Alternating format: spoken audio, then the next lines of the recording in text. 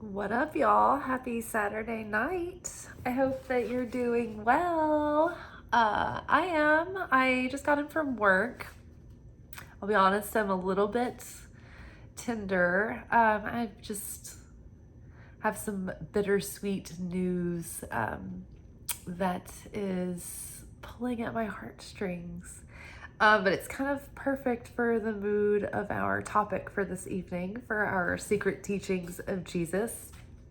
On Saturday nights, I do this segment, our Saturday night secret sermon, where we delve into the Gnostic Gospels, which is just something that I'd always wanted to read and study and I had interest in, and I didn't know when I'd have time. So I just thought I would use it on a weekly basis as something we could share together.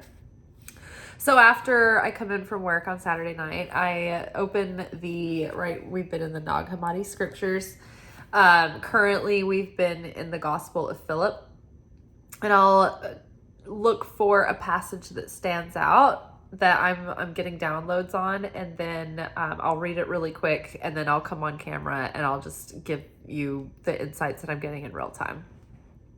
So last week we covered a portion called Three Women Named Mary. And I actually wanted to circle back and talk more about that. And it's funny too, because see, in the Gospel of Philip, well, let me go back. The gospel that we read before this was called the Secret Book of James. And it was a gospel by James, Jesus's brother. And it was more like scene work and like dialogue and like conversational. But the Gospel of Philip has been more like these portions of text, and they're kind of cryptic, and they're, I don't know, something to sit with and meditate on. So just to give you a little context around what we're reading and how to think of it. And then it all kind of sounds very like, it doesn't sound like it makes any sense, but it's because it's a code. And there's a lot of Kabbalistic references, and so the Bible is all just a code. It's a code written in parables and poems and even historical stories that played out, but it's all symbolic for really what is going on on the spiritual level, on the soul level, and that process that we're being led through and guided through. When you get into the Gnostic realms, it's even more layered and cryptic and far out, which has been really fun. I've really enjoyed it, and I hope you guys have too. So yes, Three Women Named Mary. I would highly suggest going back and watching last week's episode to supplement what we're going to talk about, because it will give you a lot more foundational structure to build on. But so I'm going to read this and then we'll unpack it line for line. Three women named Mary. Three women always walked with the Master. And the Master is Jesus. Jesus is the Christ. Three women always walked with the Master. Mary, his mother, his sister, and Mary of Magdala, who is called his companion. For Mary is the name of his sister, his mother, and his companion. So we talked last week a bit about, just for starters, acknowledging Jesus and Mary Magdalene as the example of divine masculine and divine feminine coming into union as companions, as spiritual equals.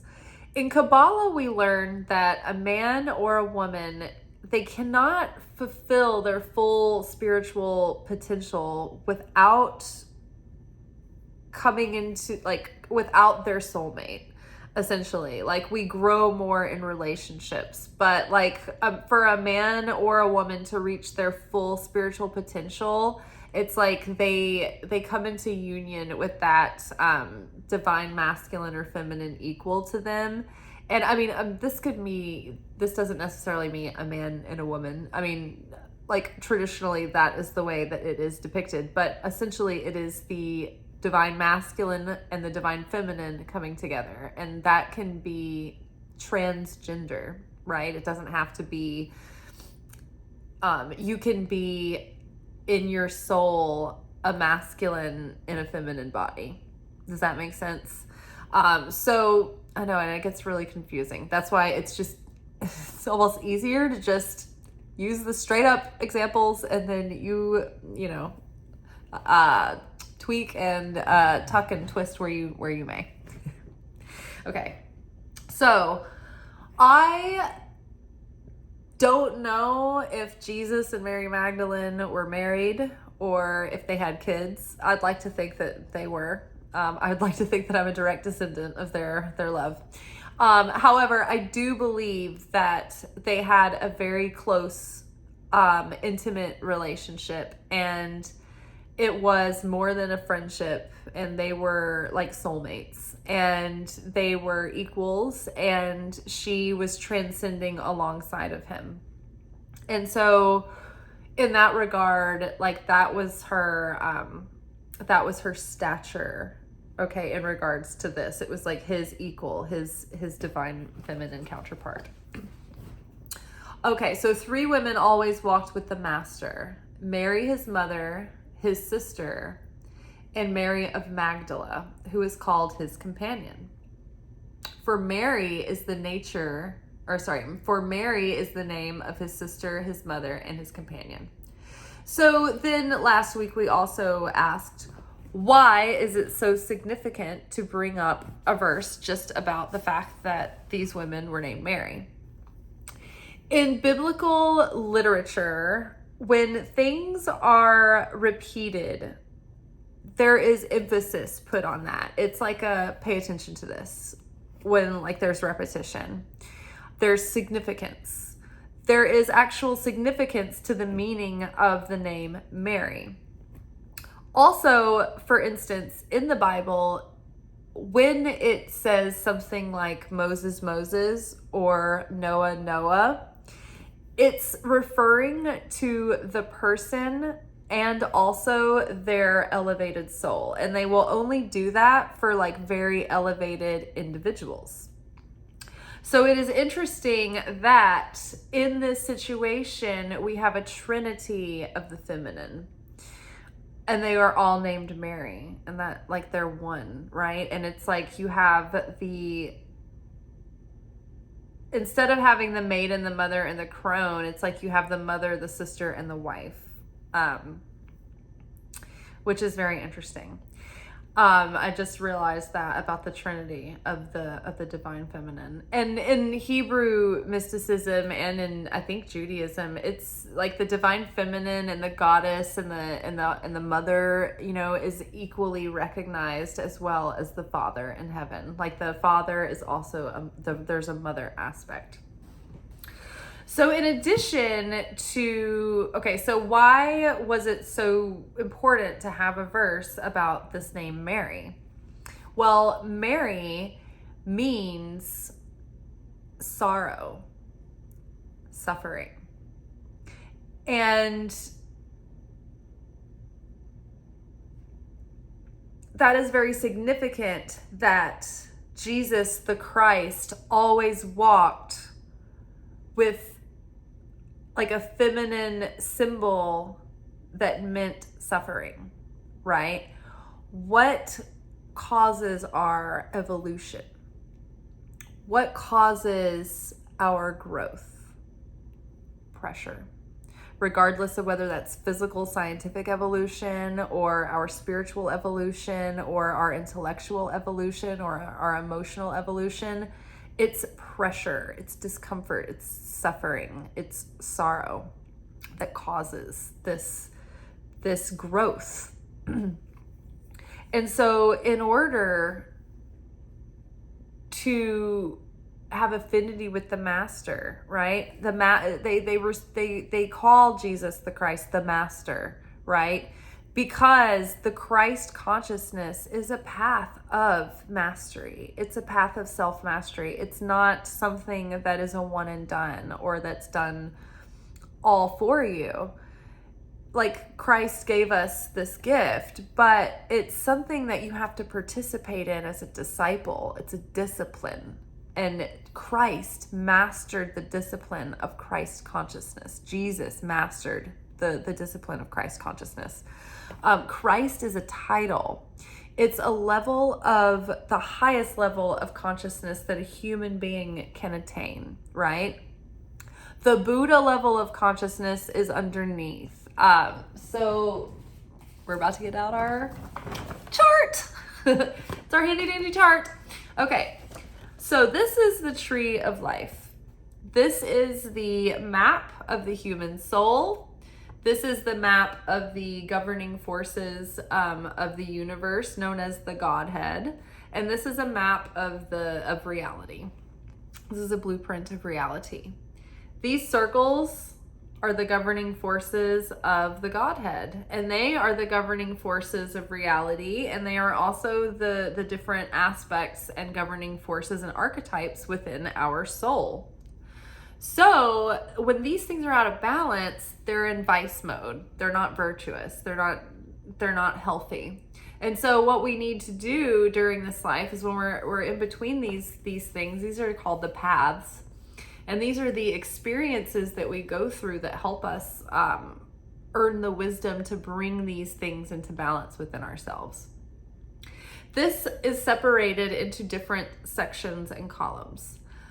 The most basic and important ones we need to think about right now are the left-hand column, which is the feminine column, which is the side of judgment. And this is...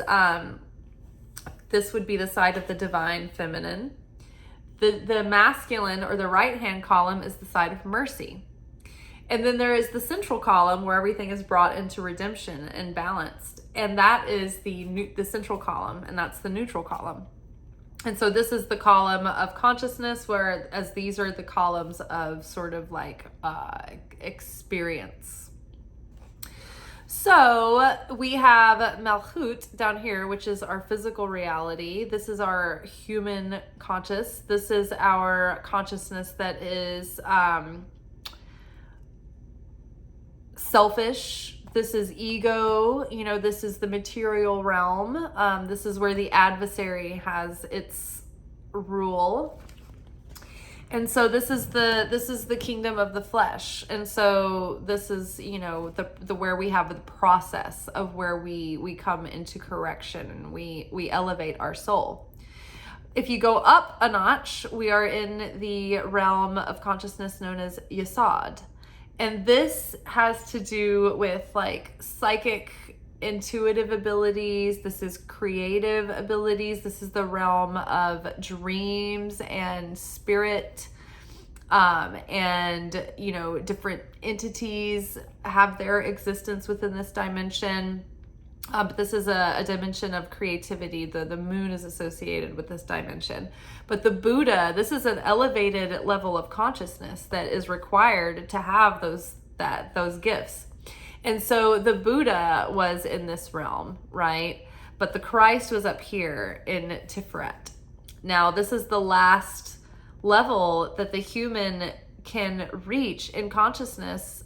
If they go up any higher, they peel off so much ego that they don't have identity anymore. And that's when, like, Enoch was taken and when he was with God and he was no more.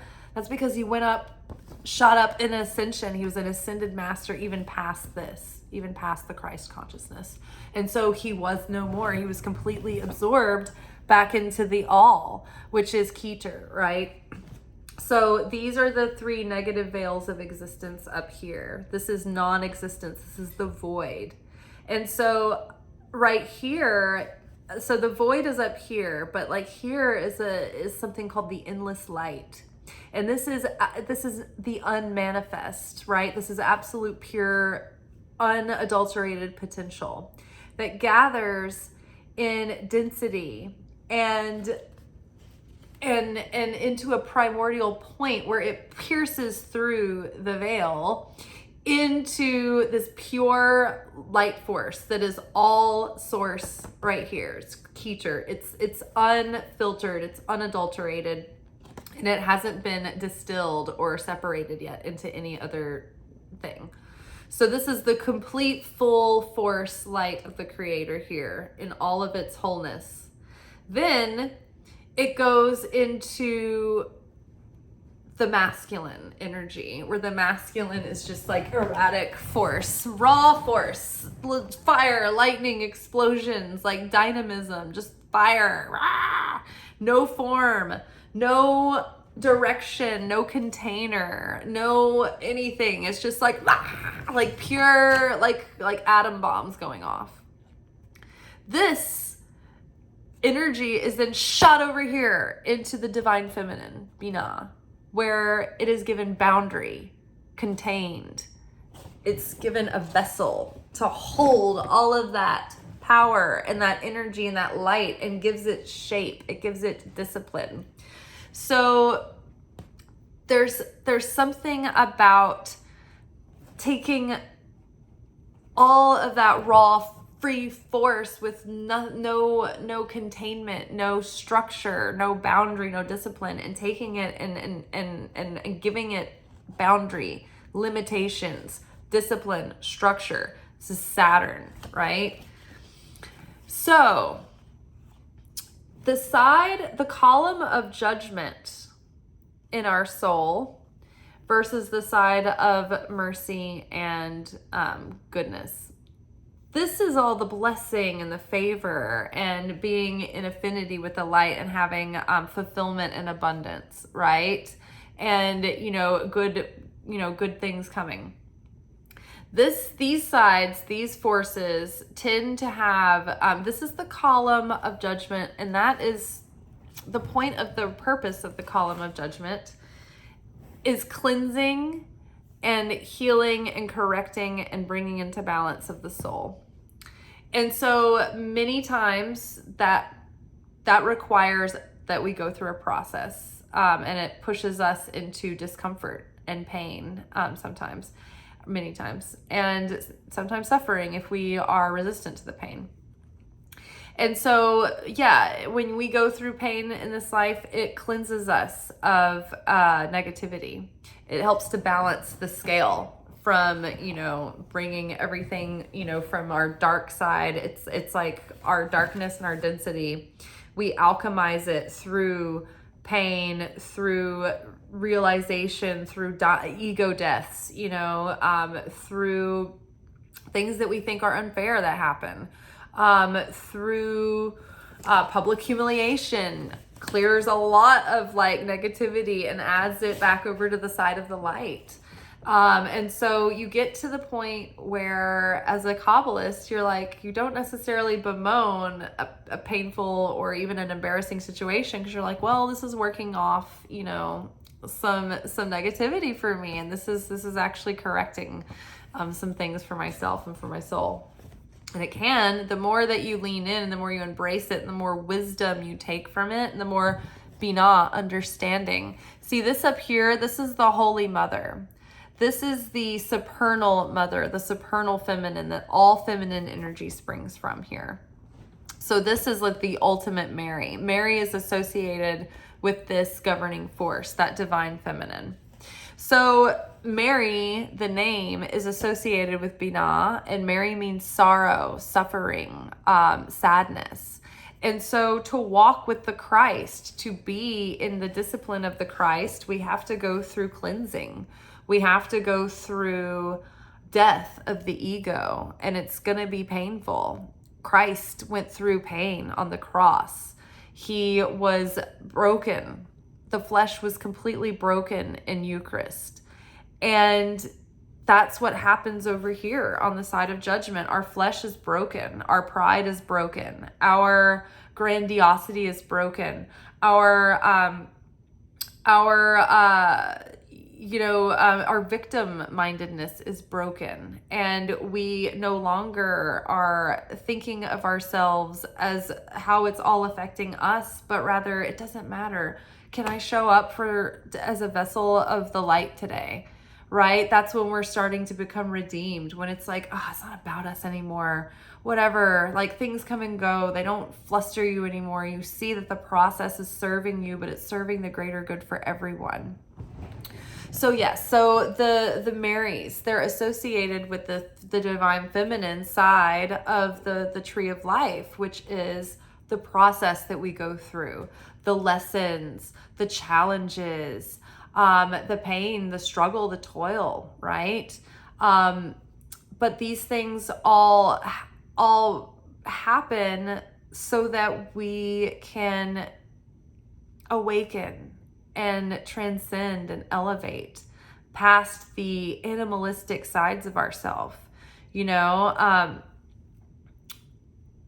but it's up to us to choose to take something from that pain, to let it work on us, to let it do its work, to let it do its alchemy, or else we're just circling over and over and over again through the lessons. Why is this happening? I don't understand. This is so unfair. Fuck this shit. It's like, when you're hardening and not allowing yourself to be broken open, when no rock bottom is enough for you to finally snap out of it and get it, right? It just keeps coming around. So another thing, one of each of these circles is a governing force of the universe. It's also a dimension of consciousness and a different level of the Godhead, which is different levels of consciousness within us, within the divine unified matrix of reality.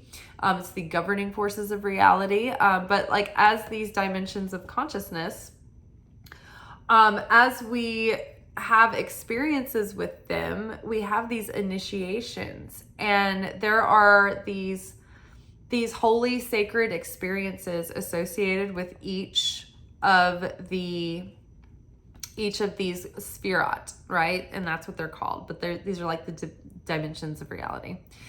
Okay, so and another thing too, just to get you guys up to speed on this, and I need to do a series of like I'm planning so much, but like I need to do a series of just Kabbalistic basics for you guys. So associated with each of these dimensions, I know I was about to tell you guys something and I forgot what it was, is a divine experience of initiation that goes with them. And nope, it slipped away. Maybe it'll come back randomly. So the experience that is associated with Binah, or also known as Mary, or the supernal mother, holy supernal mother, it's called the holy vision of sorrow. And what that is, so as you come in contact with these different dimensions of consciousness, it's like you are working with that angel or that energy, right?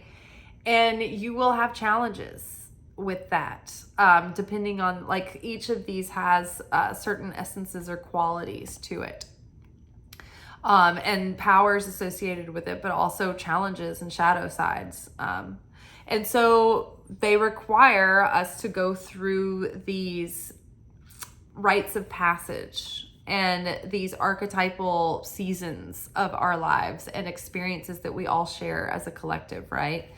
That get packed back into the collective unconscious.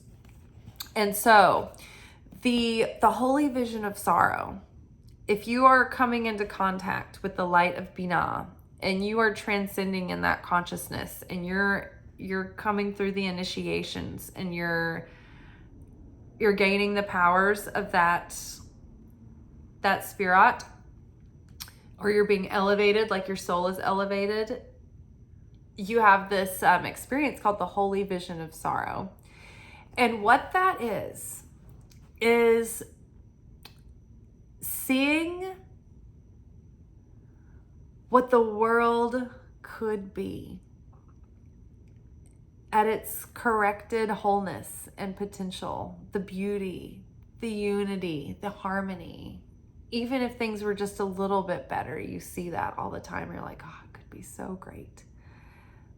But being struck with the absolute reality and the weight of how it is and how it could be.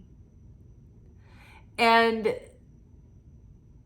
the difference, the gap there, when you really feel the weight of it, when you're like, what would it take for it to be as magnificent as it could be? It could be so easy if everyone just had that, just an instant shift of mindset. And they just made changes within themselves in an instant. Things could be different. But seeing what things are really like, taking in the weight of famine, of pollution, of people who are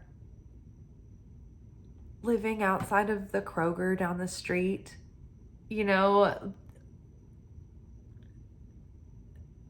the depleting resources, the whales that are attacking boats because they're trying to protect the sea creatures because they know that we're such a threat.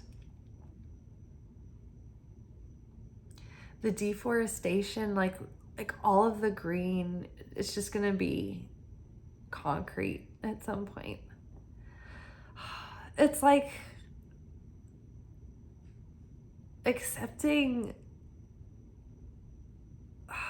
the fact that it's like it could be so wonderful, but look what we've done. Look what we've let happen. And so people have and you'll kind of notice it happening with people, but when it really starts to strike people for the first time and they finally are awake and they're like, oh my God, I see it also clearly now. It's like they're in a panic and they're trying to do something about it and they want everybody to wake up and listen too.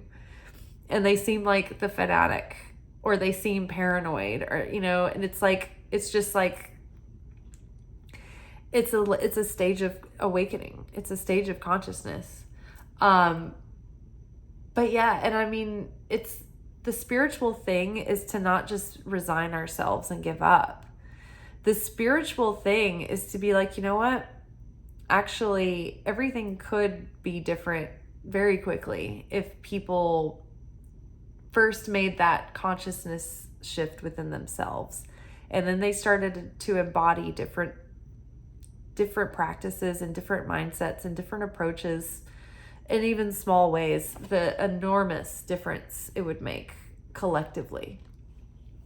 So we are to have the hope that, and not even have the hope, but have the certainty and the confidence that God, Creator, Source, has a plan to perfect mankind and this planet and this world that we're in. And that will is unstoppable. And we are powerless to do anything about the will of God. Anything can come down and just be everything could be wiped out, everything could be changed in an instant, right? But all of this is here for our unfolding process. This plays a part. This realm, this earth, this place that we have, it has value, because without us being here in this physical incarnation, we can't do the work. We can't make any changes. We can't transform. once we're out of this body. All the work that we do for our soul, it happens here in the material while we're here. This is our chance. So back to 3 women named Mary. 3 women always walked with the Master.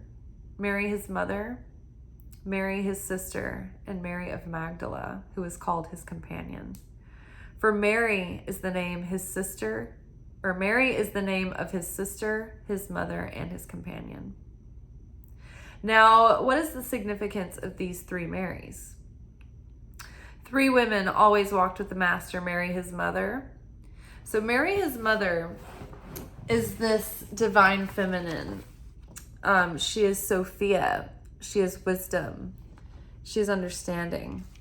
So the quality or the purpose of the suffering of his Mary, the mother suffering, is the suffering that we go through, the sacrifice or suffering that we go through for wisdom and understanding and compassion. Mary, the sister, I think is the suffering and the sacrifice we go through for the sake of the neighbor, for our neighbor. Suffering that is self-sacrifice for the sake of sharing. And Mary, his companion. I think that's a 2-parter there. I think that this is, in a literal sense, sacrifice or the suffering of yourself for your divine counterpart or for your lover or for your soulmate. It's the sacrifice of self for the union of the whole of the two. So you are suffering or dying to the ego to come into union and wholeness as one with another, as more together than you are separate, or transcended beyond the lower version of the self. On a symbolic or on a soul level, the Mary, the companion, is symbolic of the level of suffering or sacrifice of the self or the ego for the sake of the soul. So it's sacrificing or suffering the ego, or the ego identity or self, the smaller self, for the sake of the higher self, for the sake of saving the soul.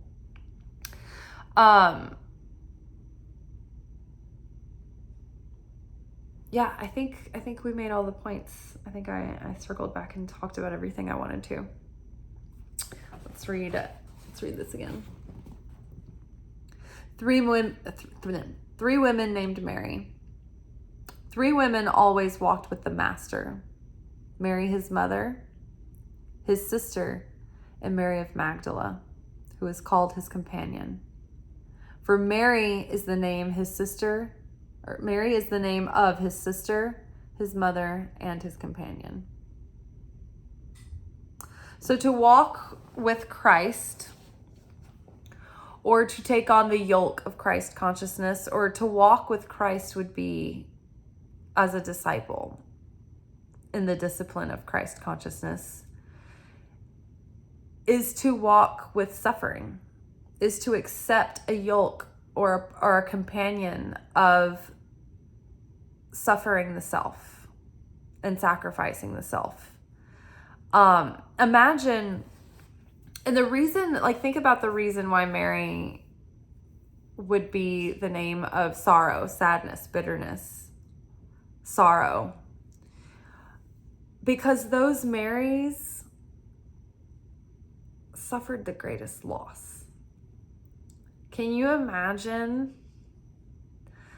Jesus the Christ being your son and losing him and watching it happen in a brutal, horrible way, and knowing that it was going to happen the whole time. Imagine being Jesus's sister or one of his closest friends, particularly a female, because back in that day, he was trying to teach women, educate them, make them leaders in the church.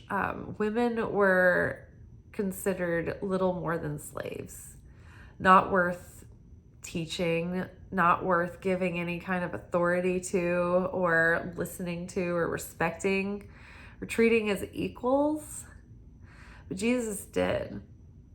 And Jesus treated women as equals. So imagine watching that person suffer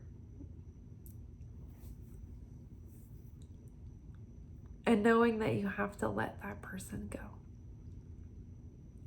And imagine being Jesus's companion, his intimate companion, who loved him and who understood him the best and who was understood by him the best. Imagine knowing the whole time that he was probably going to be caught and executed, and going with him anyway. Mary had to leave her village. She had to shame her family and rebel against her parents and her brothers and bring shame on them to go with Jesus. She took on suffering to walk with Christ. And she opened up her heart and loved him fully and committed to the path fully, even though it made her an enemy of the state too. And she had to flee to France after the crucifixion and live out in hiding in a cave for the remainder of her days. But she did that as a saint and a devotee. And there are now cults of the Magdalene, and I would like to go visit them. But yeah, to walk with Christ is to suffer, because to love requires pain and risk, and unconditional love definitely requires pain, because it requires ego death again and again and again. And the discipline of the Christ requires sacrifice, and sacrificing the ego and sacrificing the lower self.